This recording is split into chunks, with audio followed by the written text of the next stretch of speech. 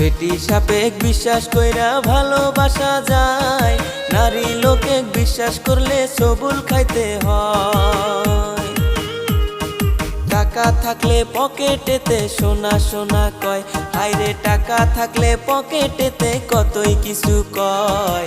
টাকা না থাকিলে নারীর কাছে কোনো দাম নাই, হায়রে টাকা না থাকিলে নারী সংসার ছাড়তে চায়। নারী লোকে কষ্ট দেওয়া পুরুষের স্বভাব, এই যুগেতে ভালো পুরুষ পাওয়াটাই অভাব।